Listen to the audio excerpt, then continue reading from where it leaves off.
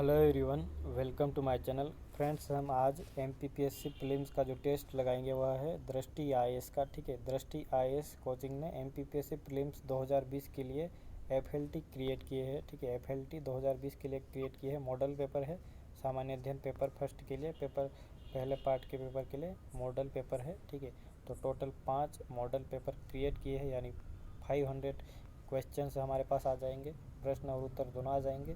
तो दृष्टि के एफएलटी से। ठीक है दोस्तों, तो देखिए, आप ज़रूर देखिए। दृष्टि के आईएमपी क्वेश्चंस रहते हैं एमपीपीएससी की एग्ज़ाम के लिहाज से। तो चलो स्टार्ट करते हैं। दृष्टि का टेस्ट है हमारा, वीआईसीएस का टेस्ट भी कंटिन्यू रहेगा। ठीक है, वो भी 4-5 टेस्ट उसके बचे हुए हैं। तो हमारा पहला प्रश्न है आज का दृष्टि का, क्या है? भारत के प्राचीनतम पंचमार्ग यानी आहत सिक्के मुख्यतः किस धातु के बने होते थे? ठीक है, प्राचीन काल में पंचमार्ग, ठीक है, पंच यानी मुक्का मारना जैसा कहा जाता है वैसे, तो एक पंचमार्ग आहत सिक्के, कोई सी डिज़ाइन आहत यानी पंच की जाती थी उन सिक्कों पर, तो वह सिक्के क्या कहलाते थे?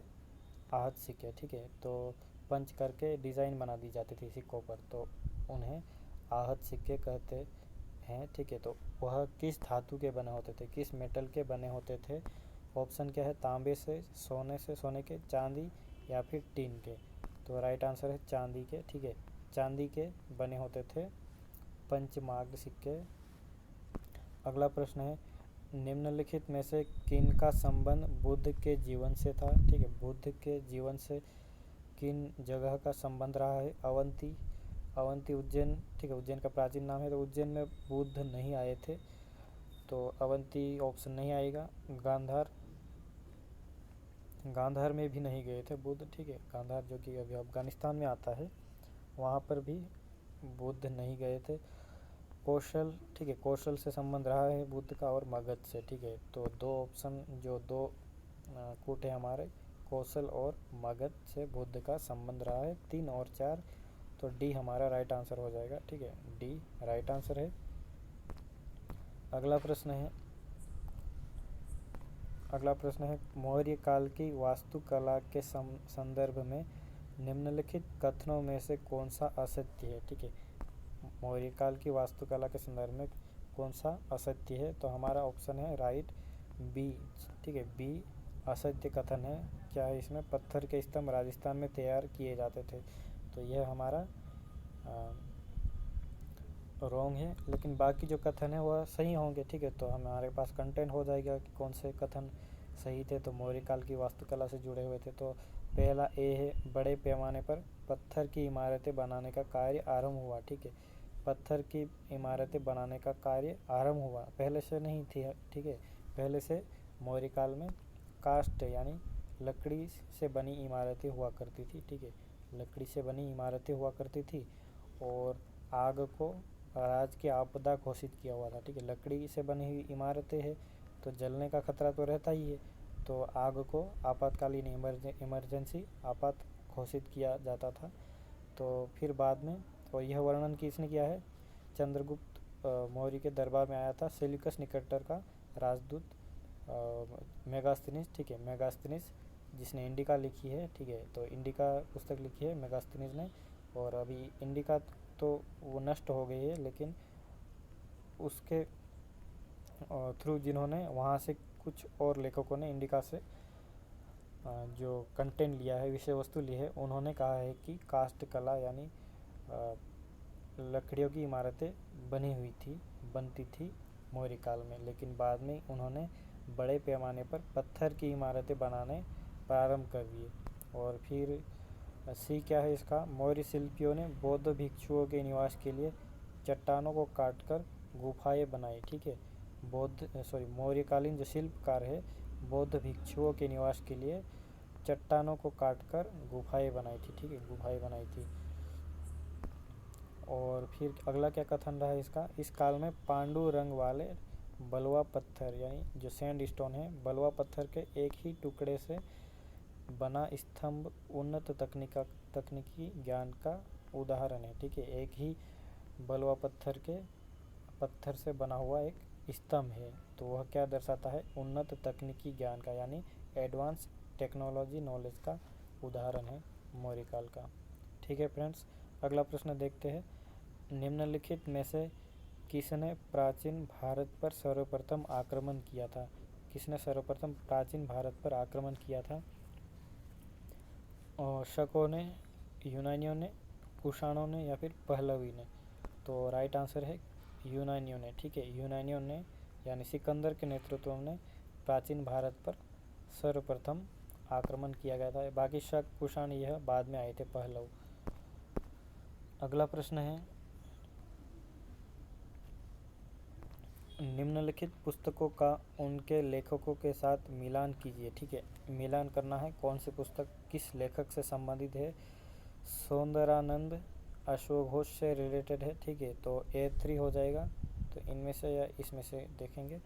फिर कामसूत्र, कामसूत्र किन्होंने लिखी है? वात्स्यायन ने। ठीक है, तो B4, तो A3 B4 तो हमारा ये हो जाएगा ये। ठीक है, C ऑप्शन हो जाएगा।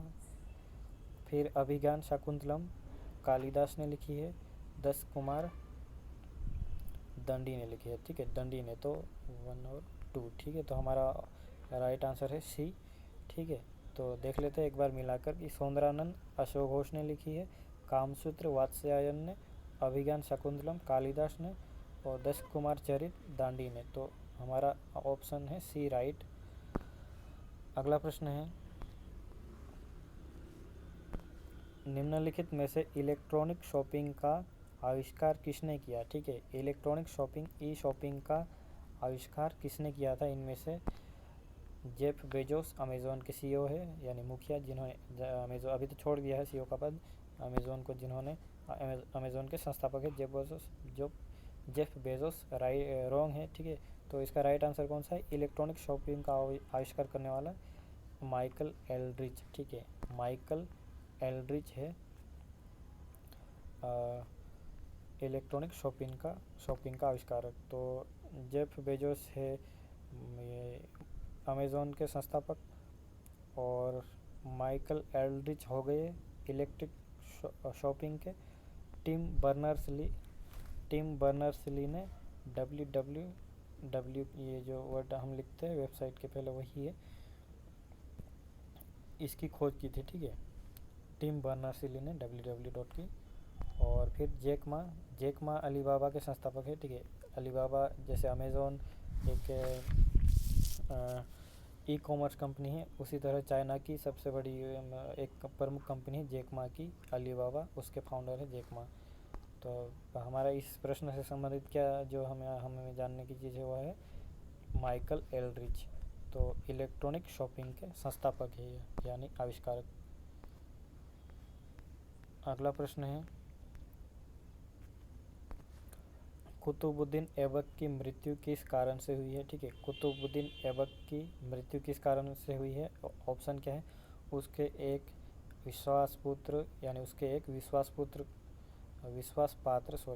विश्वास पात्र कुलीन ने छुरा मारकर उसकी हत्या कर दी थी। रॉन्ग।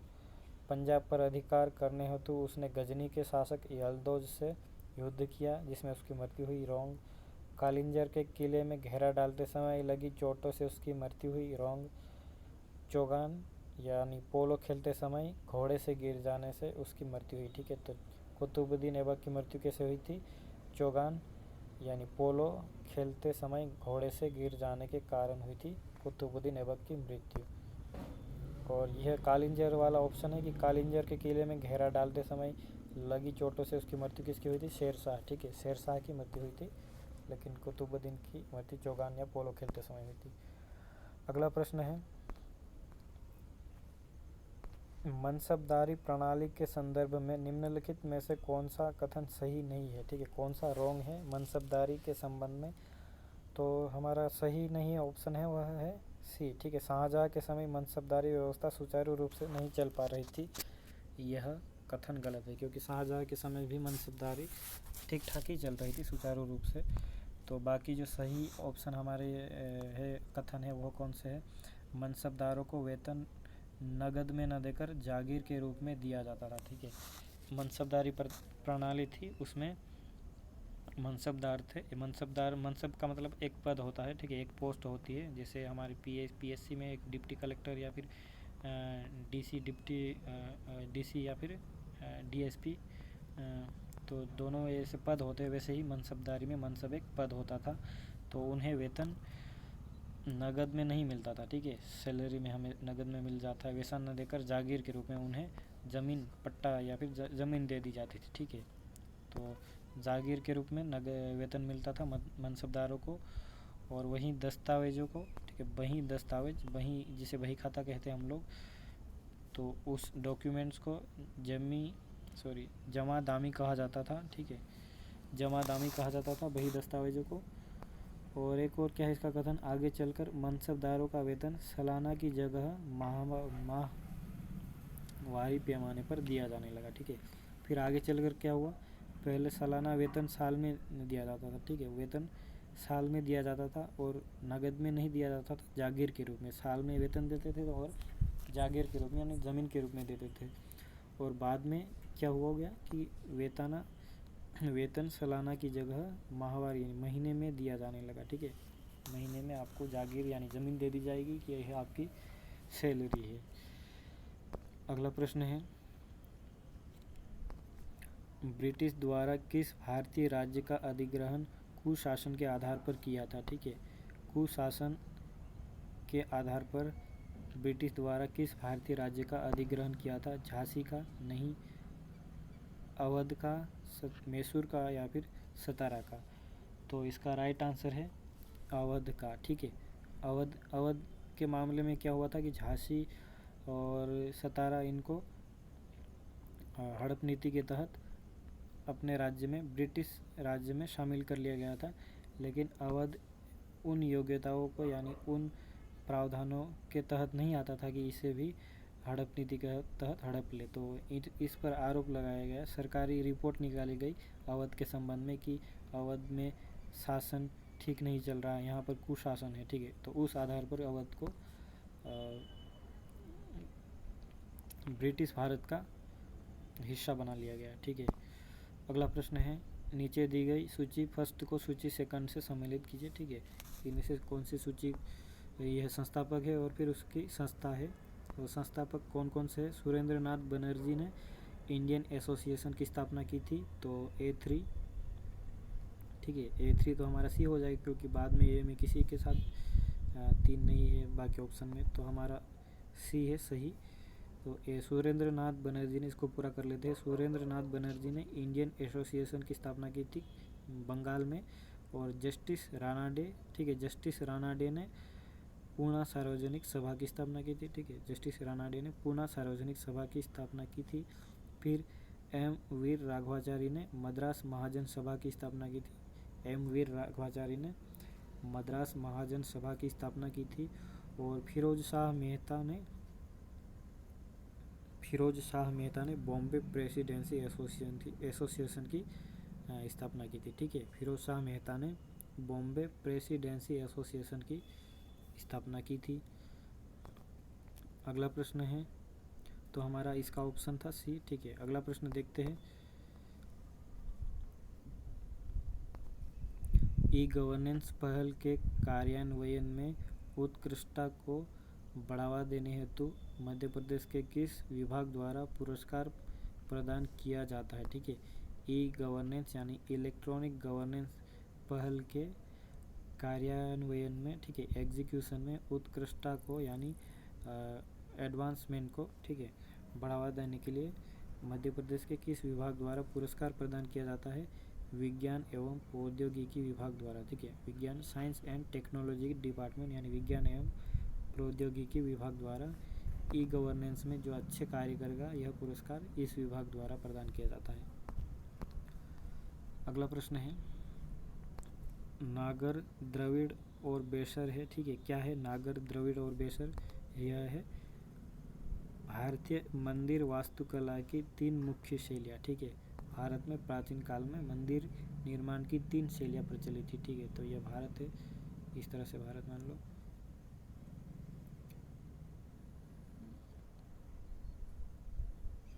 ये भारत है मान लो।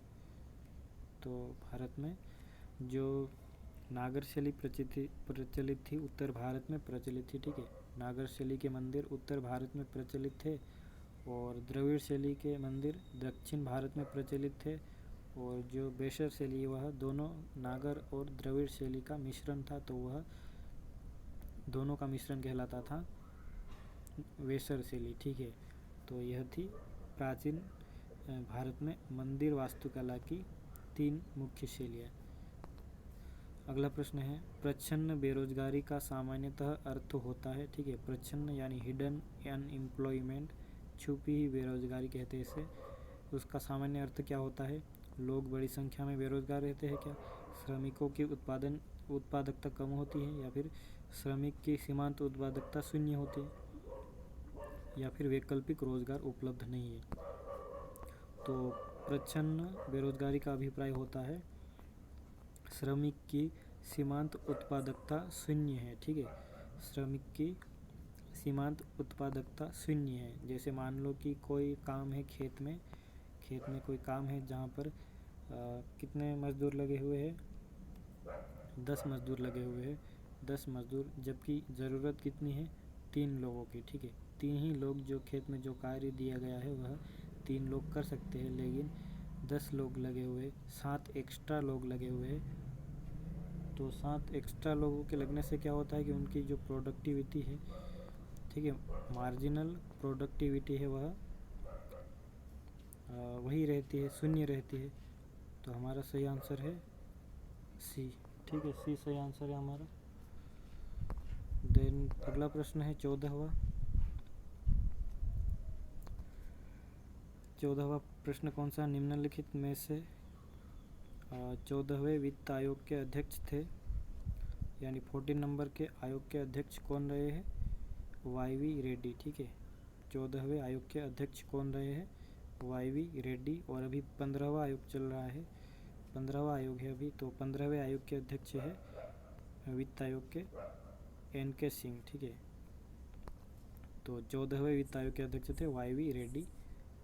अगला प्रश्न है, सूची फर्स्ट को सूची सेकंड से सम्मिलित कीजिए।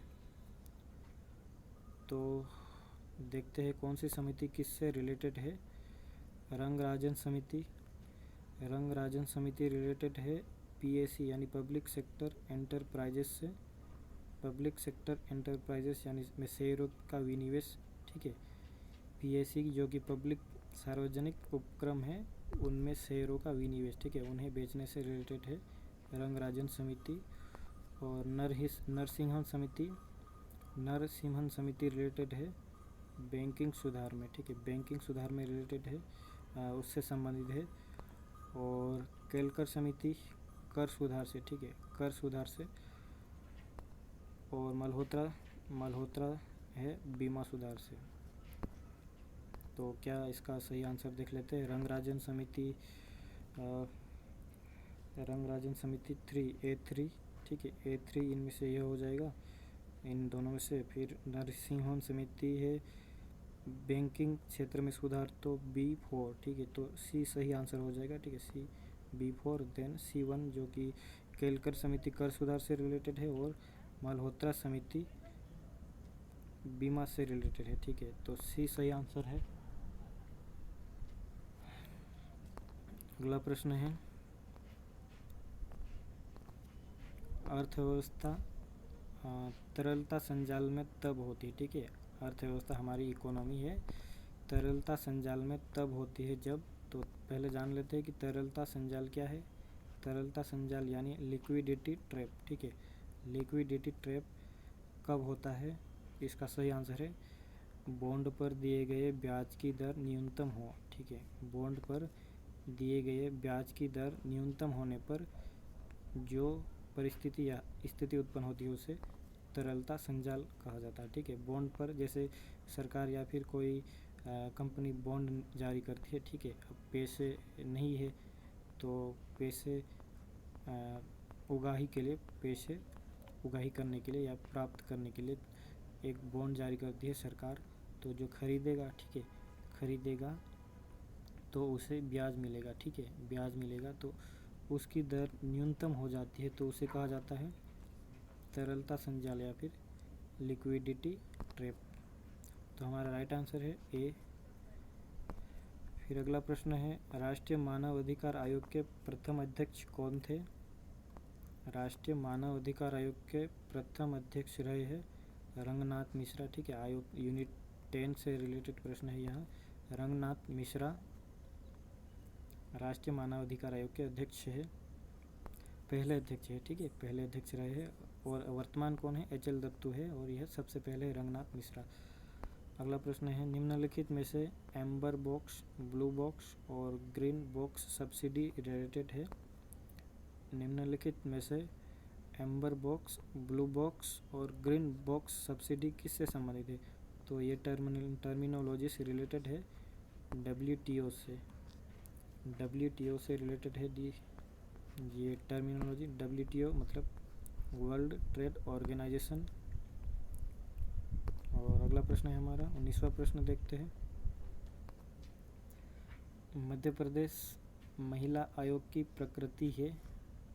महिला आयोग की प्रकृति कैसे है मध्य प्रदेश के? सांविधिक है। ठीक है, सांविधिक यानी स्टेचुटरी है, संवैधानिक निकाय नहीं है महिला आयोग, सांविधिक है। तो ऑप्शन ए हमारा सही आंसर। अगला प्रश्न है, केंद्रीय सतर्कता आयोग में अध्यक्ष सहित अधिकतम सदस्यों की संख्या होती है। ठीक है, सेंट्रल विजिलेंस कमीशन में अध्यक्ष के साथ कितने सदस्य होते हैं? 3। ठीक है, एक अध्यक्ष प्लस 2 सदस्य होकर यानी टोटल 3 मेंबर्स होते हैं केंद्रीय सतर्कता आयोग में। अगला प्रश्न है, निम्नलिखित युग्मों में से कौन सा सुमेलित नहीं है? कौन सा मैचिंग नहीं हो रहा है? विधि का शासन अमेरिकी संविधान से लिया गया है क्या? नहीं। ठीक है, विधि का शासन ब्रिटिश संविधान से लिया गया है। ठीक है, ब्रिटिश एक विद्वान है प्रोफेसर डाइसी, उन्होंने विधि का शासन से संबंधित परिभाषा दी है। ठीक है, तो विधि का शासन अमेरिका से नहीं बल्कि ब्रिटेन के संविधान से ग्रहण किया गया है। और अमेरिका के संविधान से क्या ग्रहण किया है? मौलिक अधिकार। ठीक है, मौलिक अधिकार है हमारे भारत में जो प्रावधान है वो अमेरिका से। तो विधि का शासन अमेरिका से ना होकर ब्रिटेन से है। और बाकी जो ऑप्शन है वह रिलेटेड है यानी सुमेलित है। तो कौन सा है? सदनों की संयुक्त बैठक ऑस्ट्रेलियाई संविधान से रिलेटेड है यानी ली गई है। समानता और बंधुता फ्रांसीसी संविधान से लिया गया है, राइट है। विधि द्वारा स्थापित प्रक्रिया, ठीक है, ड्यू प्रोसेस ऑफ लॉ जापानी संविधान से लिया गया है। ठीक है, तो ये है हमारा। अगला प्रश्न क्या है, भारत में कितने राज्य और संघ राज्य क्षेत्र है? ठीक है, भारत में कितने स्टेट और यूनियन टेरिटरीज है? तो वर्तमान में 28 राज्य, ठीक है, 28 राज्य एवं 18 यूनियन टेरिटरीज है यानी संघ राज्य क्षेत्र है। अगला प्रश्न क्या है,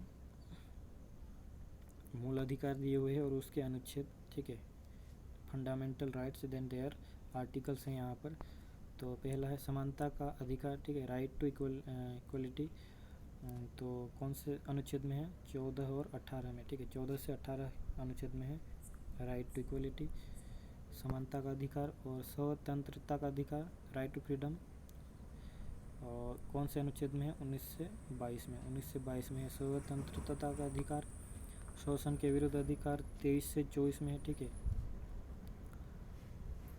फिर धर्म की स्वतंत्रता का अधिकार है 25 से 28 में। तो हमारा राइट आंसर है 1 2 3 4। ठीक है, ए है। ठीक है, ऑप्शन ए इसका राइट।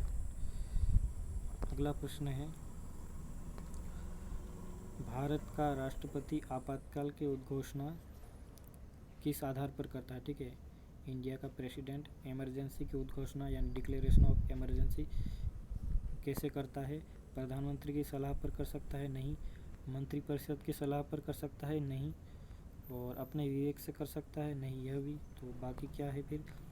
तब कर सकता है जब ऐसी उद्घोषणा करने के लिए संघ के मंत्रिमंडल का निर्णय उसे लिखित रूप में संशोधित करता है। ठीक है, सूचना देता है। जब उद्घोषणा करने के लिए संघ के मंत्रिमंडल का निर्णय, ठीक है, मंत्रिमंडल का निर्णय उसे लिखित रूप में देगा, तब वह आपातकाल लागू कर सकता है। ठीक है, तब भारत का राष्ट्रपति आपातकाल लागू कर सकता है। इंदिरा गांधी के समय क्या हुआ था?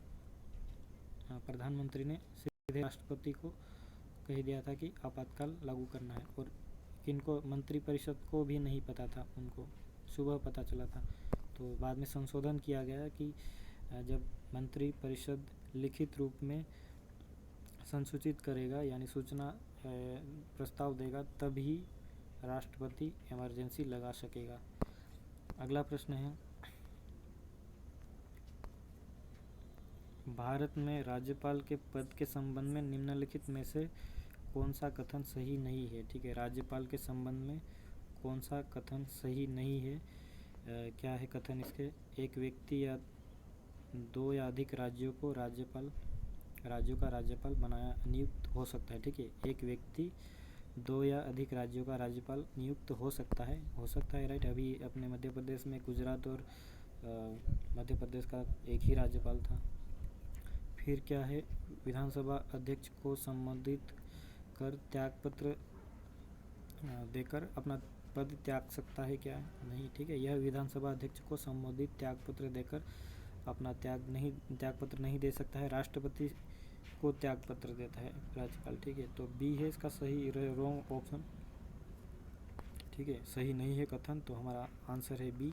और बाकी और कथन क्या है, राज्यपाल की नियुक्ति के लिए न्यूनतम 35 वर्ष 35 ईयर्स नेसेसरी है, इतनी एज होनी चाहिए। और राज्यपाल अपना पद ग्रहण करने से पहले उच्च न्यायालय के मुख्य न्यायाधीश के समक्ष शपथ लेता है। ठीक है, जिस राज्य में नियुक्त हो रहा है राज्यपाल, उस राज्य के मुख्य न्यायाधीश के समक्ष शपथ लेगा। ठीक है, तो यह था 25वें प्रश्न का। और अगला प्रश्न देखते हैं, धन विधेयक के संबंध में निम्नलिखित में से कौन सा सही नहीं है। ठीक है, धन विधेयक के संबंध में कौन सा सही नहीं है। पहला कथन है, किसी बिल यानी विधेयक को धन विधेयक तब माना जाएगा जब इसमें केवल क्या, किसी कर के अधिरोपण, ठीक है, इम्पोजिशन ऑफ टैक्स, उन्मूलन, ठीक है, किसी कर का अधिरोपण या फिर उसका उन्मूलन यानी उसको हटाना, उसकी माफ़ी या फिर परिवर्तन या फिर विनिमय से संबंधित प्रावधान हो। तो यह भी कथन तो राइट है। ठीक है, किसी बिल को यानी किसी विधेयक को धन विधेयक तब मनाया जाएगा जब इसमें केवल किसी कर के अधिरोपण, उन्मूलन, माफ़ी, परिवर्तन या विनिमय से संबंधित प्रावधान हो। फिर अगला कथन क्या है, धन विधेयक में भारत की संचित निधि एवं भारत की आकस्मिक निधि की अभिरक्षा से संबंधित उपबंध होते हैं। राइट है यह भी कि धन विधेयक में भारत की संचित निधि यानी कंसोलिडेटेड फंड या फिर भारत की आकस्मिकता निधि यानी कॉन्टीजेंसी फंड और की अभिरक्षा से संबंधित उपबंध होते हैं। फिर अगला क्या है कथन, धन विधेयक भारत की आकस्मिक निधि से धन के विनियोजन से संबंधित होता है। तो यह ऑप्शन रॉन्ग है। ठीक है, तो हमारा जो ये कथन रॉन्ग है, तो ऑप्शन सी है हमारा राइट, क्योंकि सही नहीं वाला कथन ढूंढना है। तो भारत की आकस्मिकता निधि से रिलेटेड ना होकर दोनों से है। ठीक है, संचित निधि एवं आकस्मिकता निधि, केवल आकस्मिकता निधि से रिलेटेड नहीं है। अगला क्या और कथन क्या था, धन विधेयक भारत सरकार द्वारा धन के उधार लेने या कोई प्रत्याभूति देने के विनिमय से संबंधित होता है। ठीक है, यह भी कथन सही है। तो इसका जो सही नहीं कथन है वह है सी। ठीक है, अगला प्रश्न देखते हैं, राज्य मंत्रिपरिषद सामूहिक रूप से किसके प्रति उत्तरदायी होता है। ठीक है, राज्य मंत्रिपरिषद सामूहिक रूप से किसके प्रति उत्तरदायी होता है, विधानसभा के प्रति। ठीक है, विधानसभा के प्रति सामूहिक रूप से राज्य मंत्रिपरिषद उत्तरदायी होता है। अगला प्रश्न है, निम्नलिखित में से कौन सही सुमेलित नहीं है। ठीक है, कौन सा गलत जोड़ा है। अनुच्छेद 371 महाराष्ट्र से संबंधित है, राइट है। अनुच्छेद 371 ए नागालैंड से रिलेटेड है, राइट है। देन अनुच्छेद 371 बी असम से रिलेटेड है, ठीक है। और डी जो है, डी अनुच्छेद 371 सी मध्य प्रदेश से रिलेटेड नहीं है, ठीक है। बाकी जो 371 बी असम से रिलेटेड है, 371 ए नागालैंड से रिलेटेड है, फिर 371 है वह महाराष्ट्र से रिलेटेड है। जैसे 370 जैसे जम्मू कश्मीर से रिलेटेड था, उसे निष्कासित कर दिया गया है, ठीक है, उसका दर्जा समाप्त कर दिया है, वैसे ही यह उसके बाद वाले जो अनुच्छेद है इनसे संबंधित है। बाकी जो 371 सी मध्य प्रदेश से रिलेटेड नहीं है। तो डी है सही आंसर।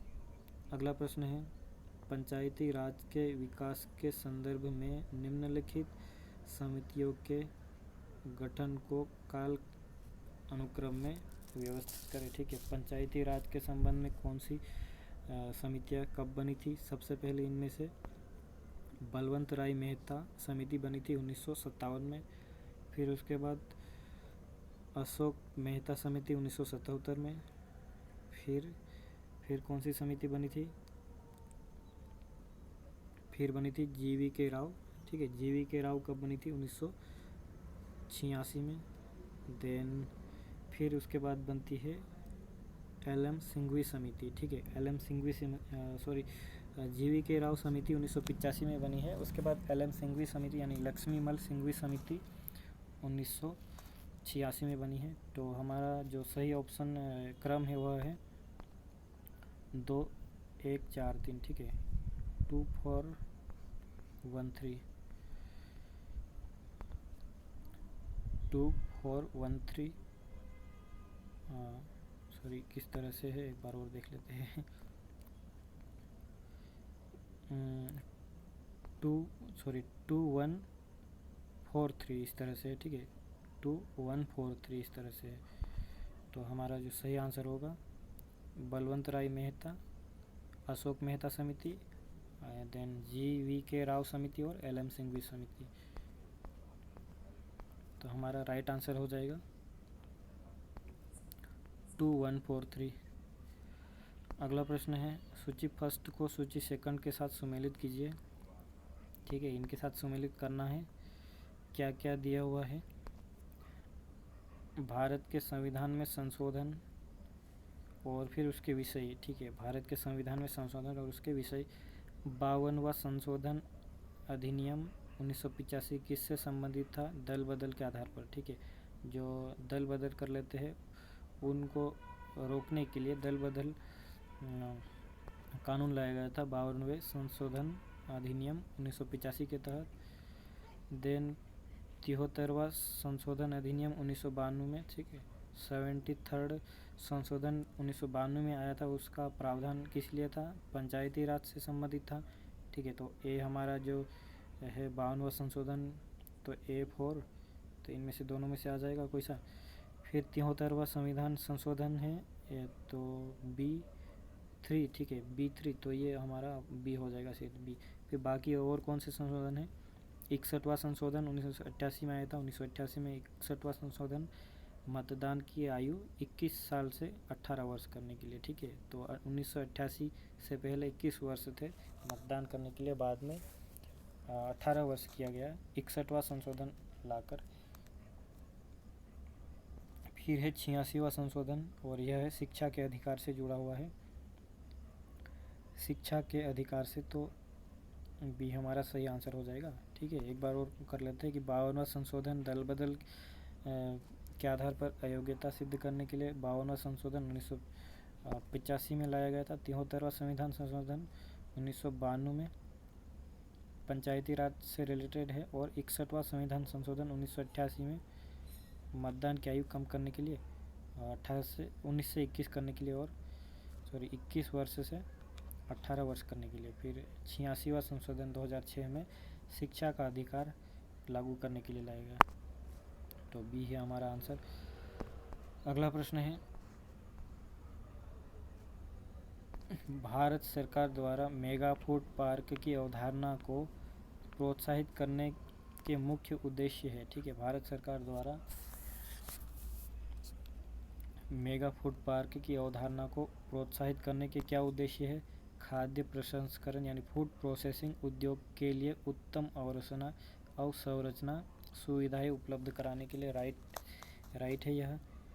फिर खराब होने वाले पदार्थों का अधिक मात्रा में प्रसंस्करण करने और अपव्यय घटाने होते। ठीक है, खराब हो जाने वाले पदार्थों का प्रसंस्करण जल्दी किया जा सके ताकि वह खराब ना हो, इस सुविधा के लिए मेगा फूड पार्क स्थापित किए गए। राइट है यह भी। फिर क्या है? उद्यम के लिए तो उद्गामी और पारिस्थितिकी के अनुकूल आहार प्रसंस्करण और प्रौद्योगिकी उपलब्ध कराने हेतु, ठीक है। तो सी इस मेगा फूड पार्क की अवधारणा की पूर्ति करने का माध्यम नहीं है, लेकिन जो बी और सी है, सॉरी ए और बी है, वह दोनों राइट है, ठीक है। तो ख़राब होने से बचाने के लिए फूड प्रोसेस किया जा सकता है ताकि खाद्य पदार्थों का अपव्यय घट जाए। और बाकी क्या है, खाद्य प्रसंस्करण उद्योग के लिए एक उत्तम अवसंरचना, उसका एक अच्छा इंफ्रास्ट्रक्चर क्रिएट करने के लिए। तो हमारा आंसर है डी राइट आंसर है। अगला प्रश्न है, रात्रि में आकाश में तारे टिमटिमाते हैं क्योंकि, ठीक है। रात्रि में आकाश में तारे टिमटिमाते हैं, क्यों टिमटिमाते हैं? तापमान के परिवर्तन के कारण, ठीक है। वायुमंडल का अपवर्तनांक बदल जाता है, ठीक है। तापमान में के परिवर्तन के कारण वायुमंडल का अपवर्तनांक बदल जाने से रात्रि में आकाश में तारे टिमटिमाते हैं, ठीक है। रात्रि में क्यों टिमटिमाते हैं? कि अंधेरा हो जाता है, ठीक है। तापमान कम हो जाता है, अंधेरा हो जाता है और सूर्य गायब हो जाता है ना, तो क्योंकि दिन में भी तारे टिमटिमाते होंगे लेकिन हमें दिखता नहीं क्योंकि सूर्य के प्रकाश में वह ढक जाते हैं। तो रात्रि के समय तारे टिमटिमाते हुए दिखाई देता है, ठीक है। तो तापमान के परिवर्तन के कारण वायुमंडल का अपवर्तनांक बदल जाने से रात्रि में तारे टिमटिमाते हैं। अगला प्रश्न है, किसी शुष्क सेल में विद्युत का उत्पादन रासायनिक ऊर्जा से होता है, ठीक है। किसी सेल में विद्युत का उत्पादन कैसे होता है? क्योंकि वहाँ जो पदार्थ भरा हुआ रहता है वह रासायनिक पदार्थ होता है, ठीक है। तो रासायनिक ऊर्जा के कारण विद्युत सेल में विद्युत का उत्पादन होता है। अगला प्रश्न है, LIGO का संबंध है, यानी LIGO का संबंध है laser interferometer gravitational wave observatory, ठीक है। Laser interferometer gravitational wave observatory, ठीक है। गुरुत्वाकर्षण की जो तरंगे है, ग्रेविटेशनल वेव है, उनको ऑब्जर्व करने के लिए LIGO एक लेबोरेटरी स्थापित की गई है, ठीक है। LIGO, तो उसका फुल फॉर्म है laser interferometer gravitational wave observatory. अगला प्रश्न है, सूची फर्स्ट और सूची सेकंड को सम्मिलित करना है। अम्ल के नाम दिए हुए और जिसमें पाया जाता है, ठीक है। कौन से अम्ल में कौन सा अम्ल किस में पाया जाता है, इसके बारे में दिया हुआ है। तो फार्मिक अम्ल चींटी के डंक में, ठीक है, कोई चींटी काट लेती है तो वहाँ पर जो जलन महसूस होती है वह किस कारण? फॉर्मिक अम्ल के कारण, ठीक है। तो A1 हो जाएगा। कैल्शियम हाइड्रोक्साइड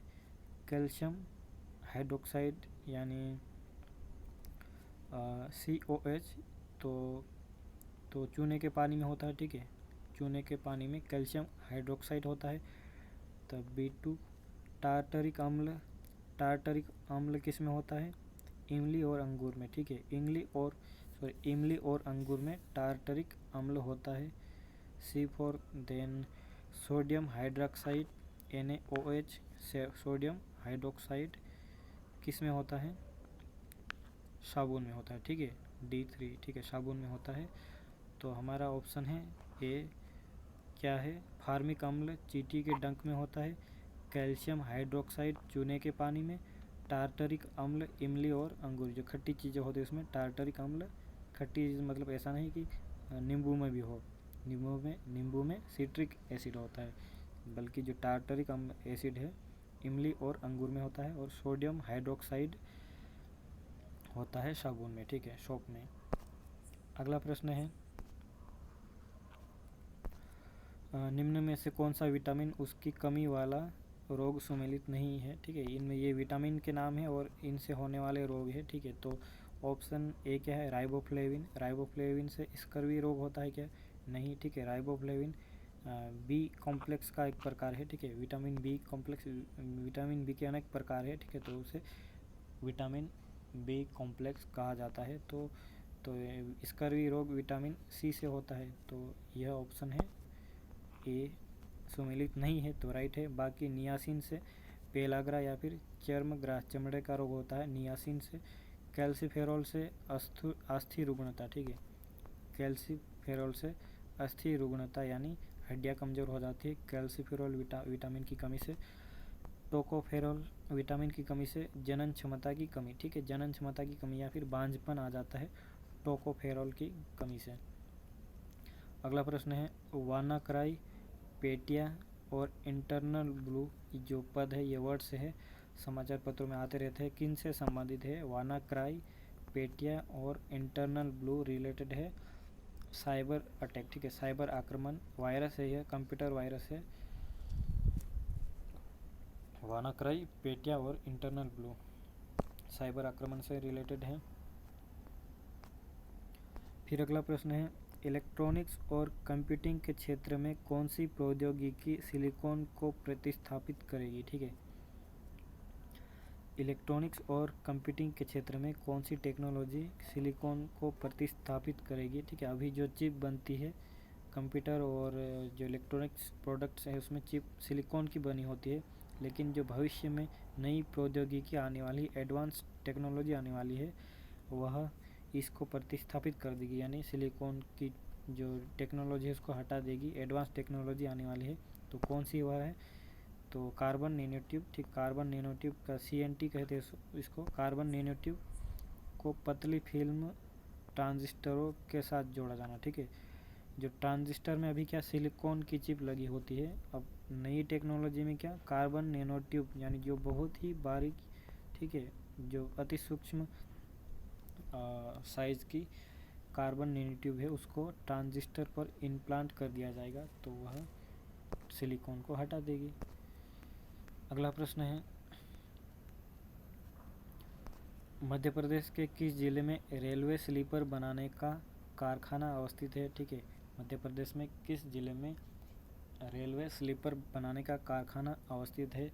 तो इसका राइट आंसर है सीहोर जिले में, ठीक है, सीहोर जिले में है रेलवे स्लीपर बनाने का कारखाना मध्य प्रदेश में। अगला प्रश्न है मांडू में अवस्थित नहीं है, हिंडोला महल है, जहाज महल भी है, रूपमती महल भी है और जहांगीर महल नहीं है, ठीक है। जहांगीर महल कहाँ पर? ओरछा में है, निवाड़ी में, मांडू में अवस्थित है हिंडोला महल, जहाज महल और रूपमती महल। अगला प्रश्न है मध्य प्रदेश में अधिकतम अनुसूचित जाति वाले जिले हैं, ठीक है, मध्य प्रदेश में अधिकतम अनुसूचित जाति यानी शेड्यूल्ड कास्ट वाले जिले हैं, कौन कौन से हैं? सर्वाधिक अनुसूचित जाति प्रतिशत है मध्य प्रदेश में उज्जैन में, ठीक है, उज्जैन में है। तो उज्जैन, बाकी अशोकनगर और मुरैना, बाकी ऑप्शन इन्होंने रॉन्ग दिया हुआ है, ठीक है, तो बाकी जो ऑप्शन इन्होंने रॉन्ग दिया हुआ है उज्जैन में है, देन है भिंड में है, ठीक है, भिंड मुरैना, तो इसमें ऑप्शन ही अलग दिए है, या फिर इस प्रश्न को ही ये चेंज कर देते हैं कि यहाँ अनुसूचित जनजाति लिख देते हैं, ठीक है, अनुसूचित जनजाति प्रतिशत वालों में यह आ जाता झाबुआ, अलीराजपुर और मंडला, ठीक है, लेकिन जो अनुसूचित जाति प्रतिशत वाले जिले हैं उज्जैन तो है ही पहले नंबर पर, लेकिन अशोकनगर उस श्रेणी में नहीं आता है, ठीक है, तो भिंड मुरैना आते हैं, तो B, C और D में कैसे आ जाएगा? तो सबसे आप यह याद रखिए कि उज्जैन है सर्वाधिक प्रतिशत में, ठीक है, SC की जनसंख्या सर्वाधिक है प्रतिशत के रूप में उज्जैन में है, ठीक है। अगला प्रश्न है मध्य प्रदेश का सबसे बड़ा गुफा समूह है, मध्य प्रदेश का सबसे बड़ा गुफा समूह है भीमबेटका की गुफा है, ठीक है, रायसेन जिले में प्राचीन कालीन पाषाणकालीन जो गुफाएं है जहाँ पर गुफाओं के अंदर चित्र है, ठीक है, तो गुफाओं के अंदर चित्र है, तो वह सबसे बड़ा गुफा समूह है मध्य प्रदेश का भीमबेटका की गुफाएं। अगला प्रश्न है मध्य प्रदेश में पंचायती राज अधिनियम कब बना? मध्य प्रदेश में पंचायती राज अधिनियम कब बना? 1962 में, 1962 में मध्य प्रदेश में पंचायती राज अधिनियम बना था। अगला प्रश्न है 1956 में गठित मध्य प्रदेश मंत्रिमंडल में प्रथम महिला कैबिनेट मंत्री थी, ठीक है, 1956 में मध्य प्रदेश जब राज्य बना था तो उस समय प्रथम महिला कैबिनेट मंत्री थी पद्मावती देवी, ठीक है, पद्मावती देवी थी प्रथम महिला कैबिनेट मंत्री। अगला प्रश्न है, क्षेत्रफल की दृष्टि से मध्य प्रदेश का सबसे बड़ा संभाग है, सबसे बड़ा संभाग कौन सा है मध्य प्रदेश का? जबलपुर, ठीक है, जबलपुर, जहाँ की 7 जिले आते हैं जबलपुर संभाग के तहत, तो सबसे बड़ा संभाग है मध्य प्रदेश का सब क्षेत्रफल की दृष्टि से। अगला प्रश्न है माँ शारदा के मंदिर के लिए प्रसिद्ध मेहर निम्न में से किस जिले में आता है? ठीक है, मेहर माँ शारदा के लिए प्रसिद्ध है, माँ शारदा मंदिर के लिए किस जिले में आता है? सतना में, ठीक है, सतना जिले में है मेहर। अगला प्रश्न है, मध्य प्रदेश का राष्ट्रीय उद्यान कान्हा किसली किस जिले में है? कान्हा किसली अवस्थित है? मंडला जिले में, ठीक है, मध्य प्रदेश का सबसे बड़ा राष्ट्रीय उद्यान है कान्हा किसली और कहाँ पर अवस्थित है? मंडला में। अगला प्रश्न है, नरेंद्र हिरवानी का संबंध किस खेल से है? नरेंद्र हिरवानी का संबंध है क्रिकेट से, ठीक है, क्रिकेट से रिलेटेड है नरेंद्र हिरवानी साहब, क्रिकेट से संबंधित है। अगला प्रश्न है, निम्नलिखित में से कौन सा स्टेडियम रीवा में स्थित है? ठीक है, रीवा में इनमें से कौन सा स्टेडियम स्थित है? ठाकुर रणमत सिंह स्टेडियम, ठीक है, ठाकुर रणमत सिंह स्टेडियम रीवा में स्थित है। बाकी नेहरू स्टेडियम और होलकर स्टेडियम इंदौर में अवस्थित है। तो रीवा में कौन सा है? ठाकुर रणमत सिंह स्टेडियम। अगला प्रश्न है, भोपाल में स्थित भारत भवन के वास्तुकार कौन थे? ठीक है, भारत भवन के वास्तुकार कौन है जो कि भोपाल में अवस्थित है भारत भवन? तो इसका राइट आंसर है चार्ल्स कोरिया, चार्ल्स कोरिया है भारत भवन के वास्तुकार। अगला प्रश्न है, बॉब विलिस ट्रॉफी किस खेल से संबंधित है? बॉब विलिस ट्रॉफी किस खेल से रिलेटेड है? क्रिकेट से, ठीक है, क्रिकेट से रिलेटेड है बॉब विलिस ट्रॉफी। अगला प्रश्न है, निम्नलिखित में से किसे आधुनिक और रोबोटिक्स का पिता कहा जाता है? ठीक है, the father of modern robotics किसे कहा जाता है? जोसेफ एंजल बर्गर को, ठीक है, जोसेफ एंजल बर्गर को आधुनिक रोबोटिक्स का पिता कहा जाता है। ठीक है, आइजक आसिमोव और कैरल केपेक भी रोबोटिक्स से रिलेटेड ही है, ठीक है, लेकिन आइजक आसिमोव ने रोबोट्स के नियम बताए थे कि यह कैसे काम करेगा, कैसे काम करना चाहिए, उसके नियम बताए थे। लेकिन जो रोबोटिक्स के पितामह हैं आधुनिक रोबोटिक्स के, उसे कौन है? वह जोसेफ एंजलबर्ग। अगला प्रश्न है, प्रधानमंत्री ग्रामीण डिजिटल साक्षरता अभियान भारत सरकार की पहल है, किस संदर्भ में है? प्रधानमंत्री ग्रामीण डिजिटल साक्षरता अभियान है ग्रामीण क्षेत्र में रहने वाले लोगों को डिजिटल साक्षर बनाना, ठीक है, गाँव में रूरल एरिया में रहने वाले लोगों को डिजिटल रूप से साक्षर बनाना है। अगला प्रश्न है, international association of athletics federation का मुख्यालय कहाँ अवस्थित है? International association of athletics federation का मुख्यालय कहाँ पर अवस्थित है? मोनाको, ठीक है, मोनाको क्या है? यह देश है यूरोप में, मोनाको में अवस्थित है फेडरेशन किसका? एथलेटिक्स का। अगला प्रश्न है, 32वां ग्रीष्मकालीन ओलंपिक खेल 2020 कहाँ आयोजित किए जाएंगे? ठीक है, 32वां जो ग्रीष्मकालीन ओलंपिक खेल है 2020 का कहाँ आयोजित किया जाएगा? टोक्यो में, ठीक है, टोक्यो में आयोजित किया जाएगा। 2020 में होने वाला था यह ओलंपिक, लेकिन कोरोना महाराज की वजह से इसे अगले साल यानी 2021 में अभी होने वाला है। अभी कब होने वाला है? शायद 23 या 24 जुलाई से प्रारंभ होने वाला है। MPPSC की जो प्रीलिम्स एग्ज़ाम होगी 25 जुलाई, उससे 2 दिन पहले, ठीक है, तो टोक्यो में है, टोक्यो यानी जापान में 32वां ग्रीष्मकालीन ओलंपिक हो रहा है और भारत के शायद 120 से अधिक प्लेयर जा चुके हैं। अगला प्रश्न है, हाल ही में किसने राष्ट्रीय अनुसूचित जाति आयोग के अध्यक्ष के रूप में कार्यभार संभाला है? ठीक है, कौन? National commission for scheduled caste जो आयोग बना है उसके अध्यक्ष कौन है वर्तमान में? विजय सांपला, ठीक है, विजय सांपला है अनुसूचित जाति आयोग के, राष्ट्रीय अनुसूचित जाति आयोग के अध्यक्ष। अगला प्रश्न है, 22 फरवरी 2021 को किस केंद्र शासित प्रदेश में राष्ट्रपति शासन लगाया गया है? ठीक है, प्रेसिडेंट रूल 22 फरवरी 2021 को किस केंद्र शासित प्रदेश यानी यूनियन टेरिटरी में लागू किया गया? तो है पुदुचेरी। ठीक है, पांडिचेरी या पुदुचेरी में लागू किया गया था। अगला प्रश्न है, भारत के राज्यों का निम्नलिखित में से कौन सा एक युग्म सबसे पूर्वी और सबसे पश्चिमी राज्य को इंगित करता है? ठीक है, सबसे पूर्वी और सबसे पश्चिमी राज्य मध्य प्रदेश का भारत का कौन सा इसमें से सबसे पूर्वी है? अरुणाचल प्रदेश और सबसे पश्चिमी गुजरात। ठीक है, सबसे पूर्वी बिंदु है अरुणाचल प्रदेश में और सबसे पश्चिमी है वो गुजरात में। डी सही आंसर है।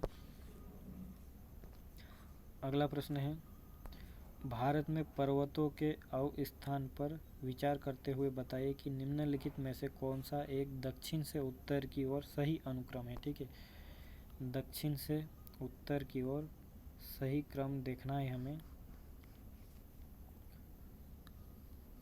सही, तो दक्षिण से उत्तर की ओर तो पहला क्या है सबसे दक्षिण में इनमें से? दोदा बेट्टा है। ठीक है, दक्षिण भारत की चोटी है दोदा बेट्टा। फिर विंध्याचल, ठीक है, विंध्याचल है मध्य प्रदेश में। फिर है धौलागिरी, ठीक है, धौलागिरी नॉर्थ इंडिया में उत्तर भारत में। फिर कैलाश, ठीक है, कैलाश भी उत्तर भारत में है सबसे लास्ट में।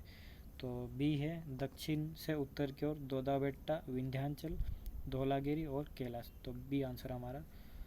अगला प्रश्न है, निम्नलिखित में से कौन सा सुमेलित नहीं है? तो बंदरगाह है। ठीक है, और फिर कौन सा शहर है उससे संबंधित? चाइल्ड ऑफ पार्टीशन कौन से बंदरगाह को कहा जाता है? कांडला। ठीक है, कांडला।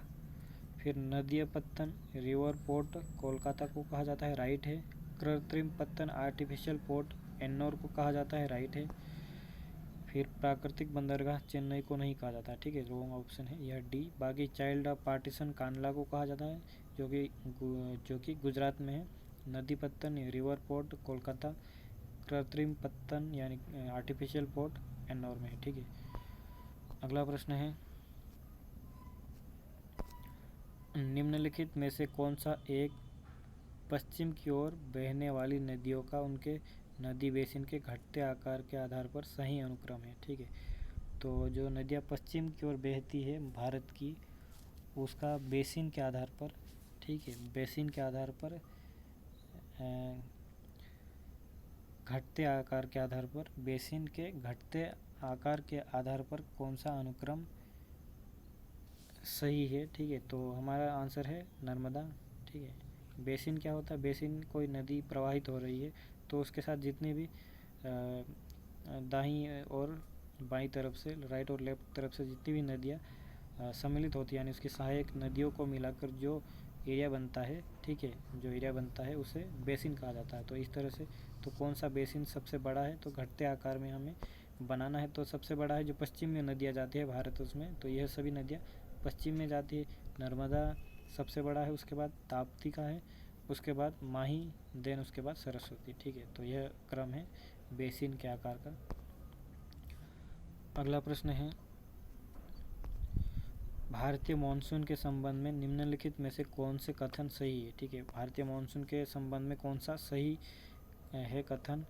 चेरी ब्लॉसम कर्नाटक में मानसून पूर्व बौछार का विशिष्ट प्रकार है। ठीक है, आम्र वर्षा कहते हैं चेरी ब्लॉसम को। तो चेरी ब्लॉसम कर्नाटक में मानसून पूर्व बौछार का विशिष्ट प्रकार है। तो यह क्या है?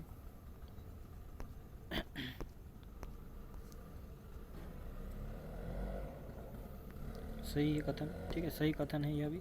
चेरी ब्लॉसम कर्नाटक में मानसून पूर्व का, मानसून से पहले आता है यह, तो उस बौछार का विशिष्ट प्रकार है। और यह क्या चेरी ब्लॉसम क्यों कहा जाता है? आम को पकाने के लिए, ठीक है, आम के प्रोडक्शन में वृद्धि करता है। जो मानसून पूर्व जो हवाई आती है वह कर्नाटक में आती है, तो यह कथन राइट है। फिर मानसून में विभंगता और अंतराल जेट प्रवाह की गतिशील प्रकृति के कारण होता है। ठीक है, मानसून किसी वर्ष अच्छा हो जाता है और उसमें गैप हो जाता है, तो उसका कारण होता है जेट प्रवाह की जो गतिशील है, मूव होता रहता है जेट प्रवाह तो उसके कारण होता है, ठीक है, मानसून लेट होता है या फिर कभी कमज़ोर हो जाता है। तो यह कथन भी राइट है। फिर है तमिलनाडु, तटीय आंध्र प्रदेश के भाग और कर्नाटक के भाग में उत्तर पूर्वी मानसून यानी लौटते हुए मानसून के कारण वर्षा होती है, ठीक है। तो यह भारतीय उपमहाद्वीप का यह भाग उत्तर पूर्वी पवन तंत्र द्वारा प्रभावित होता है, ठीक है। तो क्या कहना क्या चाहता है कथन कि जो तमिलनाडु है, कर्नाटक का कुछ हिस्सा है और तटीय आंध्र प्रदेश है, यहाँ आंध्र प्रदेश है तट का, वहाँ पर मानसून के वापस पुनः लौटते समय यानी उत्तर पूर्वी पवनों से वर्षा होती है, ठीक है। रिट्रीट ऑफ मानसून या लौटता मानसून कहते हैं। तो यहाँ पर नवंबर दिसंबर में बारिश होती है। तो यह कथन भी है राइट है। तो फिर हमारा कौन कौन से कूट राइट है हमें चुनना है, 1 और 2, 2 और 3, 1 और 3। तो सभी कथन हमने सही चुने थे, 1, 2 और 3। अगला प्रश्न क्या है, भारत के निम्नलिखित में से किस राज्य में सर्वाधिक वन आच्छादित क्षेत्र है, ठीक है। फॉरेस्ट कवर किस राज्य में है सर्वाधिक, कौन सा एक रिपोर्ट आई थी फॉरेस्ट स्टेटस रिपोर्ट, ठीक है, 2019 में। तो उसमें मध्य प्रदेश को सर्वाधिक फॉरेस्ट कवर यानी वन आच्छादन है मध्य प्रदेश में। अगला प्रश्न है, सूची फर्स्ट को सूची सेकंड के साथ सम्मिलित करना है। तो सिंचाई या फिर शक्ति परियोजना, सिंचाई परियोजना और कौन सी नदी पर है यह देखना है हमें। तो देखते हैं कौन सी सिंचाई, कौन सी योजना कौन सी नदी पर है। भाखड़ा नागल, ठीक है, भाखड़ा नागल किस पर है, सतलुज नदी पर है, ठीक है। तो A4 हो जाएगा हमारा इनमें से। फिर दुलहस्ती, ठीक है, दुलहस्ती किस पर अवस्थित है, दुलहस्ती अवस्थित है,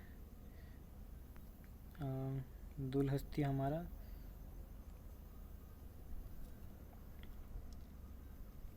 दुलहस्ती अवस्थित है चंद्रा नदी पर, ठीक है, चंद्रा नदी पर। और हीराकुंड है महानदी पर और टिहरी है भागीरथी नदी पर, ठीक है। भाखड़ा नागल कहाँ पर है, सतलुज नदी पर है, ठीक है। और दुलहस्ती है चंद्रा नदी पर और हीराकुंड है महानदी और टिहरी हमारा भागीरथी, ठीक है। तो भाखड़ा नागल सतलुज, ठीक है, B3 then C2 and D1, ठीक है। तो हमारा सही आंसर है B, ठीक है, B सही आंसर है। अगला प्रश्न है, जनगणना 2011 के अनुसार लिंगानुपात के संबंध में भारत में राज्यों का सही अवरोही क्रम, ठीक है, अवरोही यानी घटते क्रम निम्न में से कौन सा है। तो इसका राइट आंसर है अवरोही क्रम में लिंगानुपात सर्वाधिक है आंध्र प्रदेश का, देन उत्तराखंड का, उसके बाद पश्चिम बंगाल, उसके बाद मध्य प्रदेश का, ठीक है। सी सही आंसर है, आंध्र प्रदेश का सर्वाधिक है, फिर उत्तराखंड का है, फिर पश्चिम बंगाल, फिर मध्य प्रदेश का। अगला प्रश्न क्या है, वीडियो कॉन्फ्रेंसिंग क्या है, वीडियो कॉन्फ्रेंसिंग क्या है। इसका राइट आंसर है दूरसंचार प्रौद्योगिकी का प्रयोग करते हुए वीडियो कॉल का परिचालन, ठीक है, बी सही आंसर है। वीडियो कॉन्फ्रेंसिंग क्या है, दूरसंचार प्रौद्योगिकी का प्रयोग करते हुए, ठीक है, टेलीकम्युनिकेशन टेक्नोलॉजी का यूज़ करते हुए वीडियो कॉल का परिचालन करना। तो यह क्या है, वीडियो कॉन्फ्रेंसिंग। अगला प्रश्न है, सूची फर्स्ट को सूची सेकंड से सुमेलित कीजिए, सूची फर्स्ट को सूची सेकंड से सुमेलित कीजिए। तो देखते हैं, गहन कृषि, गहन कृषि क्या होती है, ठीक है, गहन कृषि क्या होती है। गहन कृषि है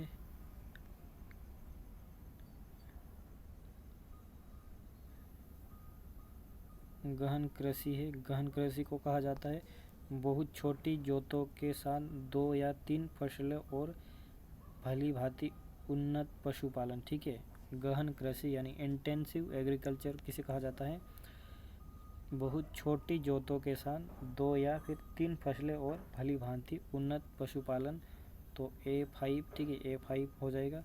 देन कौन सी थी कृषि हमारी? विस्तृत कृषि, ठीक है, विस्तृत कृषि। तो विस्तृत कृषि किसे कहा जाता है? एक्सटेंसिव। गहन कृषि इंटेंसिव थी, और विस्तृत कृषि एक्सटेंसिव को कहा जाता है बड़े आकार के खेतों के साथ उच्च यंत्रीकृत, ठीक है। विस्तृत यानी बड़े आकार के खेतों के साथ उच्च यंत्रीकरण। फिर कौन सी कृषि है हमारी बच्ची? स्थानांतरित कृषि, ठीक है, स्थानांतरित कृषि है। स्थानांतरित कृषि क्या होती है? स्थानांतरित कृषि होती है लंबे समय तक प्रति छोड़ देना, ठीक है, लंबे समय तक खाली छोड़ देना, उस प्रक्रिया को स्थानांतरित कृषि कहा जाता है। फिर कौन सी कृषि बची है हमारी? मिश्रित कृषि। डी है मिश्रित कृषि। मिश्रित कृषि का क्या अभिप्राय है? इसका ऑप्शन देखते हैं इसमें। मिश्रित कृषि है मध्यम आकार के खेत और पशुपालन के साथ फसल अंतर फसल और फसल चक्रण, ठीक है। छोटे आकार के हैं, मध्यम आकार के खेत पशुपालन के साथ फसल और अंतर फसल और फसल चक्रण को मिश्रित कृषि कहते हैं। और भूमध्य सागरीय कृषि यानी मेडिटेरेनियन सी जलवायु क्षेत्र की कृषि को क्या कहा जाता है? अति विशिष्टीकृत वाणिज्यिक कृषि, ठीक है। तो हमारा आंसर है B, A5, B1, C2, D3 और E4, ठीक है। अलग अलग कृषि के नाम है। इसमें थोड़ा वो कन्फ्यूज़न क्यों हुआ? क्योंकि ये एक ऊपर वो आया हुआ है, प्रश्न उधर आया है, आधा इधर है, तो वहाँ से देखो यहाँ से देखो, ठीक है। तो हमारा राइट आंसर है बी। अगला प्रश्न है, निम्नलिखित धरातलीय पवनों पर विचार कीजिए, ठीक है। तो इनमें से डोलड्रम नाम है व्यापारिक पवन यानी ट्रेड विंड है, पश्चिमी पवन यानी वेस्टर्न विंड है, और फिर ध्रुवीय पवन यानी पोलर विंड है। तो इनमें से कौन सा भूमध्य रेखा से ध्रुव की ओर इन पवनों का आदर्शीकृत भूमंडलीय प्रतिरूप है, ठीक है। तो भूमध्य रेखा ये पृथ्वी है, तो यहाँ से कौन सा ध्रुव की ओर, ठीक है, ध्रुव की ओर मतलब या फिर उत्तर की ओर या फिर दक्षिण की ओर, दोनों तरफ कौन कौन सी हवाएं होती है। तो इसका क्रम है, पहला जो अक्षांश यहाँ तक होती है वो डोलड्रम, ठीक है, पहली है डोलड्रम।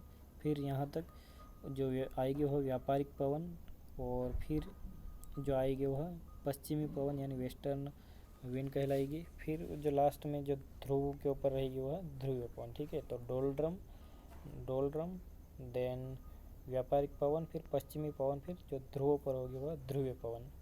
तो आंसर है ए हमारा, 1 2 3 4 सीक्वेंस सही है। अगला प्रश्न है, निम्नलिखित में से कौन सा एक पारितंत्र यानी इकोसिस्टम के अंतर्गत अजैविक घटक नहीं है, ठीक है। अजैविक घटक नहीं है, तापमान है अजैविक घटक, तो है आर्द्रता भी है, स्थलाकृति भी है, बाकी अब घटक नहीं है, ठीक है। अब घटक जैविक घटक के रूप में आते हैं, तो अब घटक नहीं है, बाकी अजैविक है, तापमान है, आर्द्रता है और स्थलाकृति है। अगला प्रश्न है,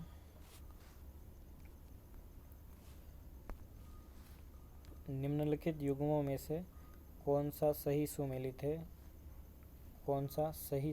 है? तो इसका क्या है राइट आंसर? सही सुमेलित देखना है हमें। माधव गाडगिल समिति किससे संबंधित थी? पश्चिमी घाटों का संरक्षण, ठीक है। वेस्टर्न घाट जो कि इंडिया में वेस्टर्न घाट ये है, ये वाला, इस हिस्से के संरक्षण के लिए एक समिति बनी थी पर्यावरण से संबंधित, और कौन सी थी? पश्चिमी घाटों का संरक्षण, माधव गाडगिल समिति। फिर और दूसरी ये कौन सी समिति? इंजेटी श्रीनिवास समिति है। राष्ट्रीय खेल कोड, ठीक है, नेशनल स्पोर्ट्स कोड से रिलेटेड समिति है इंजेटी श्रीनिवास। फिर कस्तूरी रंगन समिति किससे संबंधित है? पश्चिमी घाटों का संरक्षण, ठीक है, पश्चिमी घाटों का संरक्षण। दोनों पहले माधव गाडगिल समिति आई है, उसके बाद और एक और समिति आई है कस्तूरी रंगन समिति, जो कि पश्चिमी घाटों के संरक्षण से संबंधित है। तो कौन सा कूट है 1 और 2, 1 और 3, 2 और 3 या फिर 1 2 3? तो राइट आंसर है डी 1 2 3, सभी इसके राइट आंसर है। अगला प्रश्न है, और अलग अलग पेज में एक प्रश्न आ गया है तो देखते हैं इसको बना के अच्छे से सुमेलित करना है। कौन सा सुमेलित है? ठीक है, मर्तजीवी। मर्तजीवी क्या होते हैं? विघटक होते हैं। ठीक है, विघटक होते हैं और अन्य मर्त जीवों के शरीर से जटिल कार्बनिक पदार्थों का विघटन कर उसे अपने उपयोग के लिए ऊर्जा मुक्त करते हैं। ठीक है, विघटक होते हैं मर्तजीवी, विघटक होते हैं और अन्य जो मरे हुए जीव है उसके शरीर से जटिल कार्बनिक पदार्थों का विघटन कर देते हैं और अपने भोजन के लिए उसको यूज़फुल बनाते हैं, ऊर्जा मुक्त कर लेते हैं। फिर A3 हो जाएगा, यहाँ ऐसे मिला लेते हैं। बी परजीवी। ठीक है, परजीवी क्या है? परजीवी होते हैं अन्य जीवों के साथ, ठीक है, अन्य जीवों के साथ, अन्य सजीवों के अंदर या उसके ऊपर, जिसके ऊपर डिपेंडेंट रहते हैं परजीवी। परजीवी का अर्थ ही होता है कि दूसरे के ऊपर निर्भर रहना। तो ये अन्य सजीवों के अंदर या उनके ऊपर जिन्हें आश्रयदाता कहा जाता है। ठीक है, किसी आश्रयदाता के अंदर रहते हैं, वहाँ निवास करते हैं तथा उससे आश्रय और पोषक तत्व दोनों प्राप्त करते हैं, दूसरों पर निर्भर रहते हैं। परजीवी पैरासाइट कहते हैं कि जो दूसरों का खाता है, ऐसा कहते हैं। तो पैरासाइट परजीवी। फिर कीटभक्षी। कीटभक्षी क्या घटपर्णी पौधे को कहा जाता है। ठीक है, जो पौधे घटपर्णी, जिसकी पत्तियों के अंदर ऐसी संरचना होती है कि वह कोई कीट बैठता है वहाँ पर तो बंद हो जाता है अपने आप, तो वही कीटभक्षी है। तो घटपर्णी या पिचेर पौधा कहा जाता है उसे, तो वही है। तो हमारा सही आंसर क्या हो जाएगा? A3। ठीक है, A3, तो इन दोनों में से कोई होगा। फिर बी कौन सा था हमारा? परजीवी था, परजीवी 4। ठीक है, A3B4, तो ये है A3B4 C2 देन D1। ठीक है, कीटभक्षी। और सहजीवी हमने नहीं देखा था। सहजीवी क्या होता है? साथ साथ जीने वाला। ठीक है, सहजीवी साथ साथ जीने वाला। तो साथ साथ क्या है हमारा? ये दो है दूसरा नंबर का, नाइट्रोजन स्थिरीकरण, जैसे कि लेग्यूम है। ठीक है, नाइट्रोजन स्थिरीकरण होता है। ठीक है, नाइट्रोजन फिक्सेशन, उसमें लेग्यूम्स पाए जाते हैं। लेग्यूम्स क्या होते हैं? लेग्यूम्स जो कि किसी बीज में पाए जाते हैं। ठीक है, जैसे कोई 2 पार्ट में कोई बीज होता है तो बीज लेग्यूम्स पाए जाते हैं, तो ये सहजीवी का उदाहरण है। ठीक है, और खुद का भी पोषण प्राप्त करते हैं और बीज के लिए भी पोषण देते हैं। तो दोनों सहजीवी है, दोनों साथ साथ, हम साथ है वाला। ठीक है, तो ऑप्शन हमारा था सी इसका राइट। अगला प्रश्न है,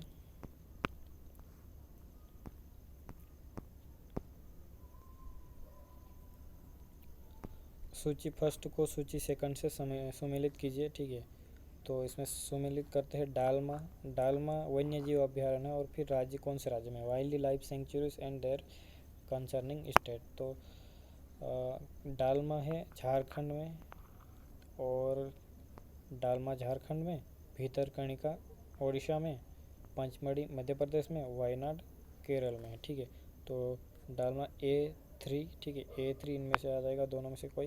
भीतरकनिका B4, तो ठीक है, ये हो गया, ए हमारा आंसर हो जाएगा। A3B4। C1 यानी पंचमढ़ी है मध्य प्रदेश में, और D2 यानी वायनाड है केरल में। ये राइट आंसर है। अगला प्रश्न है,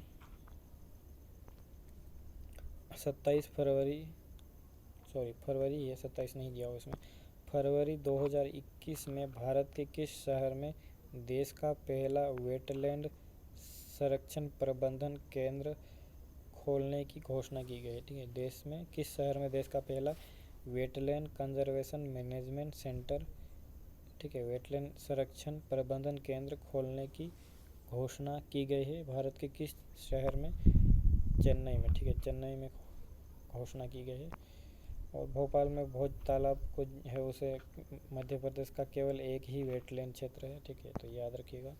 अगला प्रश्न है, हाल ही में 100% साक्षरता के लक्ष्य को पाने वाला देश का पहला जिला है, ठीक है, 100% लिटरेसी प्राप्त करने वाला देश का पहला जिला है देहरादून, उत्तराखंड, ठीक है, देहरादून जिला है उत्तराखंड का। अगला प्रश्न है, निम्न में से मध्य प्रदेश के मुख्य सचिव कौन है? मुख्य सचिव है एमपी के इकबाल बैस, ठीक है, इकबाल बैस है। अगला प्रश्न है, भारत की पहली भारत की पहली हॉट एयर बैलून सफारी, ठीक है, भारत की पहली हॉट एयर बैलून सफारी का शुभारंभ किया गया है उमरिया में, ठीक है, उमरिया में किया गया है भारत की पहली हॉट एयर बैलून सफारी, ठीक है। तो कहाँ पर? उमरिया में। उमरिया के कहाँ पर? उमरिया में एक नेशनल पार्क है, बांधवगढ़ नेशनल पार्क, वहाँ पर। अगला प्रश्न है, निम्न में से कौन से वर्ष, ठीक है, निम्न में से कौन 2020 में ब्रिटेन में ब्लू प्लॉक से सम्मानित होने वाली पहली भारतीय मूल की महिला बनी, ठीक है। निम्न में से 2020 में ब्रिटेन में ब्लू प्लॉक से सम्मानित होने वाली पहली भारतीय मूल की महिला थी नूर इनायत खां, ठीक है। 2020 में इसे कौन सा सम्मान दिया गया? ब्लू प्लॉक, ठीक है, ब्लू प्लॉक से सम्मानित होने वाली भारतीय मूल की पहली महिला है नूर इनायत खां। अगला प्रश्न है, मध्य प्रदेश कैबिनेट ने आदिम जाति कल्याण विभाग का नाम बदलकर क्या रख दिया है? जनजातीय कार्य विभाग, ठीक है। मध्य प्रदेश कैबिनेट ने आदिम जाति कल्याण विभाग, जो कि जनजातीय के कल्याण से संबंधित कार्य करता था, उसका नाम क्या रख दिया है? जनजातीय कार्य विभाग। अगला प्रश्न है, खजुराहो नृत्य समारोह 2021 का आयोजन किस अवधि के दौरान किया गया था? ठीक है, खजुराहो नृत्य समारोह 2021 का आयोजन किस अवधि के दौरान किया गया था? 20 फरवरी से 26 फरवरी 2021 को, 20 फरवरी से 26 फरवरी 2021 को। अगला प्रश्न है, अंतरिक्ष प्रौद्योगिकी और अनुप्रयोगों के क्षेत्र में इनोवेटिव रिजर्व एटीट्यूड को बढ़ावा देने के लिए कहाँ पर स्पेस टेक्नोलॉजी इंक्यूबेशन सेंटर स्थापित किया जा रहा है? ठीक है, अंतरिक्ष प्रौद्योगिकी यानी स्पेस टेक्नोलॉजी और अनुप्रयोगों के क्षेत्र में इनोवेटिव रिजर्व एटीट्यूड, ठीक है, इनोवेटिव रिजर्व एटीट्यूड को बढ़ावा देने के लिए कहाँ पर स्पेस टेक्नोलॉजी इंक्यूबेशन सेंटर, ठीक है, space technology incubation centre Rourkela में स्थापित किया जा रहा है। ठीक है, राउरकेला में स्थापित किया जा रहा है। अगला प्रश्न है, भारत के मुख्य निर्वाचन आयुक्त की पदावधि क्या है?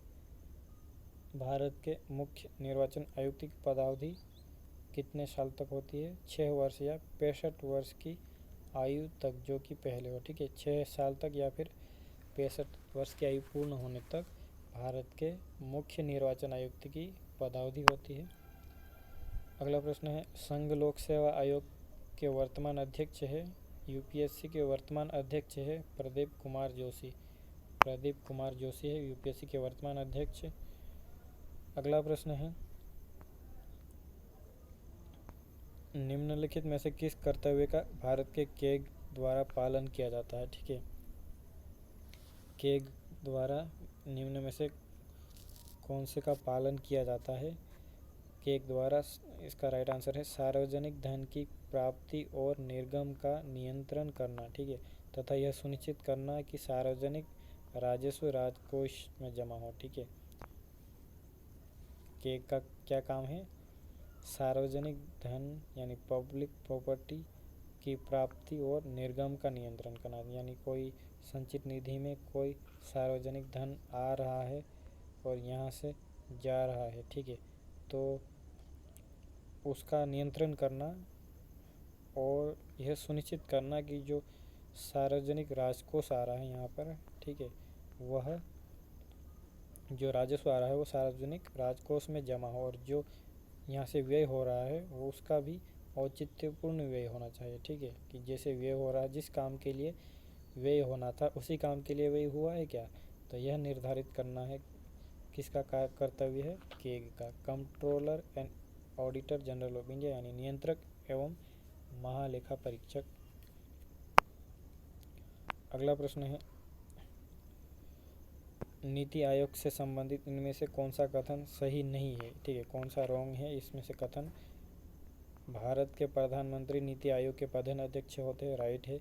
नीति आयोग का उद्देश्य सतत विकास यानी सस्टेनेबल डेवलपमेंट गोल्स को प्राप्त करना और देश में सहकारी संघवाद यानी कोऑपरेटिव फेडरलिज्म लाना है, ठीक है, राइट है। नीति आयोग में 60 पूर्णकालिक सदस्य होते हैं, रॉन्ग है, इतने सारे 60 सदस्य नहीं होते। यह कार्यकालीय संकल्प द्वारा सृजित निकाय है, ठीक है, यह एग्जीक्यूटिव संकल्प द्वारा लाया गया है, ठीक है, तो यह भी राइट है। बाकी ये इतने सारे 60 पूर्णकालिक सदस्य नहीं होते इसमें। अगला प्रश्न है, राष्ट्रीय बाल अधिकार संरक्षण आयोग के अध्यक्ष पद के लिए इनमें से किस योग्यता का होना अनिवार्य है, ठीक है, अनिवार्य योग्यता होनी चाहिए। राष्ट्रीय बाल अधिकार संरक्षण आयोग के अध्यक्ष पद के लिए बाल कल्याण संवर्धन के लिए कार्य किया है, ठीक है, बच्चों के कल्याण के लिए संवर्धन के लिए कार्य किया है। जैसे कैलाश सत्यार्थी जी है, ये बचपन बचाओ आंदोलन के प्रणेता है, उसी तरह से बाल कल्याण संवर्धन के लिए कार्य किया होना चाहिए, तभी वह राष्ट्रीय बाल अधिकार संरक्षण आयोग का अध्यक्ष बन पाएगा, ठीक है। अगला प्रश्न है, मध्य प्रदेश की प्रथम खेल नीति कब बनाई गई। मध्य प्रदेश की फर्स्ट स्पोर्ट्स पॉलिसी यानी खेल नीति कब बनाई गई, 1990 में, ठीक है, 1989 में मध्य प्रदेश की पहली खेल नीति बनाई गई। अगला प्रश्न है, प्रसिद्ध भारतीय परमाणु भौतिक वैज्ञानिक एवं यांत्रिक अभियंता अनिल काकोदर का जन्म स्थान है, ठीक है, भारत के परमाणु भौतिक वैज्ञानिक एवं यांत्रिक अभियंता मैकेनिकल इंजीनियर अनिल काकोदकर का जन्म स्थान कहाँ पर है, बड़वानी, ठीक है, बड़वानी से रिलेटेड है अनिल काकोदकर साहब। और यह कौन है, भारतीय परमाणु भौतिक वैज्ञानिक है और यांत्रिक अभियंता है, इंजीनियर है। अगला प्रश्न है, भारतीय आयुर्विज्ञान अनुसंधान परिषद का मुख्यालय कहाँ है, ठीक है, Indian council of medical research का मुख्यालय हेडक्वार्टर नई दिल्ली में है, ठीक है, ये राइट आंसर है। फिर 21 अप्रैल 2021 को जारी किए गए वैश्विक ऊर्जा रूपांतरण सूचकांक 2021 में भारत का कौन सा स्थान है, ठीक है, 21 अप्रैल 2021 को जारी की गई रिपोर्ट वैश्विक ऊर्जा रूपांतरण सूचकांक में भारत को कौन सा स्थान प्राप्त हुआ है, 87वां, ठीक है, 87वां नंबर भारत को प्राप्त हुआ है वैश्विक ऊर्जा रूपांतरण सूचकांक 2021 में। अगला क्वेश्चन है, मध्यकाल में परमार वंश का शासन क्षेत्र था, ठीक है, मेडाइवल एरा में परमार वंश का शासन क्षेत्र बुंदेलखंड, महाकौशल, बघेलखंड या फिर मालवा, ठीक है, मालवा था, मालवा की धारा नगरी या धार में शासन करते थे परमार। अगला प्रश्न है, मध्य प्रदेश से प्राप्त एरन अभिलेख किस गुप्त शासक के समय का है, ठीक है, मध्य प्रदेश के एरन विदिशा से प्राप्त अभिलेख किस गुप्त शासक से रिलेटेड है, भानुगुप्त, ठीक है, भानुगुप्त है शासक। तो इसी एरन अभिलेख से सर्वप्रथम हमें सती प्रथा के साक्ष्य के रूप में उल्लेख प्राप्त होता है, ठीक है। अगला प्रश्न है, नर्मदा सोन घाटी कहाँ स्थित है, नर्मदा सोन घाटी कहाँ पे स्थित है मध्य प्रदेश में, मालवा और बुंदेलखंड के मध्य, रीवा और बुंदेलखंड के मध्य, मध्य भारत और मालवा के मध्य, या फिर मालवा और सतपुड़ा के मध्य, ठीक है, नर्मदा सोन घाटी यह है, तो यहाँ पर मालवा है, यह सतपुड़ा, तो इसके मध्य है, तो आंसर डी है, मालवा और सतपुड़ा के मध्य है नर्मदा सोन घाटी।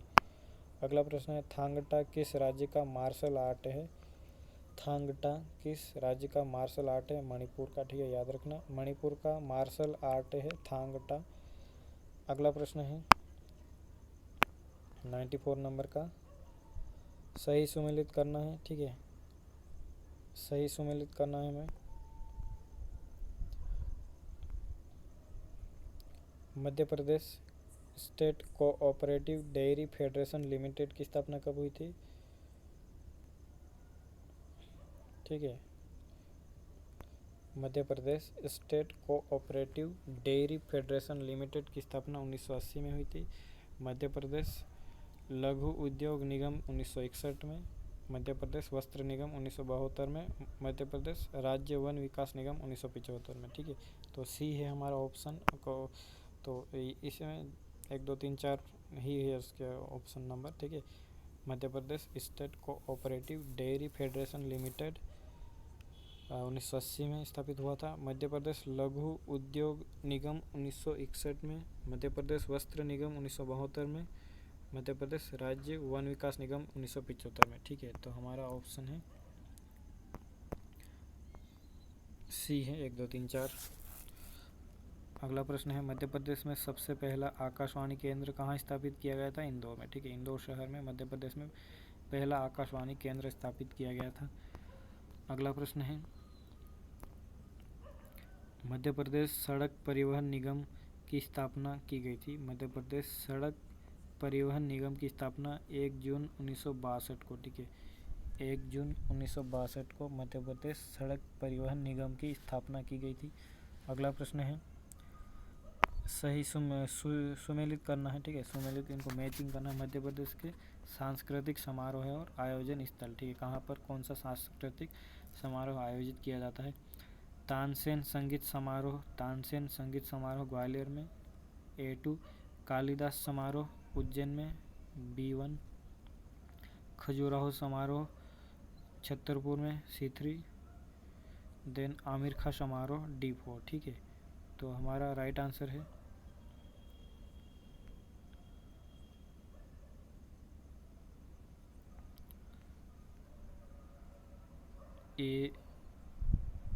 A2 B1। ठीक है, A2 B1 किस तरह का है? A2 B1। ठीक है, देन C3 D4। बी है हमारा राइट आंसर। अगला प्रश्न है, मध्य प्रदेश में सबसे अधिक जनजाति कौन सी पाई जाती है? इनमें से भील, गोंड, कोल या फिर सहिया। तो राइट आंसर है भील। मध्य प्रदेश में सर्वाधिक भील पाए जाते हैं। अगला प्रश्न है, मध्य प्रदेश के प्रथम मुख्यमंत्री कौन थे? पहले मुख्यमंत्री मध्य प्रदेश के पंडित रविशंकर शुक्ल। ठीक है, रविशंकर शुक्ल थे पहले मुख्यमंत्री। अगला प्रश्न है, हाल ही में किस पूर्व अंतर्राष्ट्रीय मुक्केबाज यानी कौन फॉर्मर इंटरनेशनल बॉक्सर एवं एशियाई खेलों के पूर्व रजत पदक विजेता का 89 की वर्ष की आयु में निधन हो गया? ठीक है, हाल ही में किस पूर्व अंतर्राष्ट्रीय मुक्केबाज एवं एशियाई खेलों के पूर्व रजत पदक विजेता का 89 वर्ष की आयु में निधन हो गया?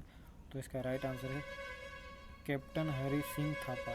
ठीक है, कैप्टन हरि सिंह थापा है, उनका निधन हो गया, जो कि एशियाई खेलों के पूर्व रजत पदक विजेता है और पूर्व अंतर्राष्ट्रीय मुक्केबाज है। ठीक है दोस्तों, तो ये था आज का हमारा दृष्टि IAS का 2020 के लिए एक मॉडल पेपर है, उन्होंने बनाया, FLT था।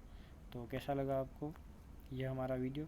काफ़ी लंबा रहा है। ठीक है, 1 घंटा और 23 मिनट हो गए, तो काफ़ी लंबा है। ठीक है दोस्तों, तो कैसा लगा यह वीडियो हमारे वीडियो को आप लाइक ज़रूर करें और सब्सक्राइब करना ना भूलें और अपने दोस्तों के साथ ज़रूर शेयर करें।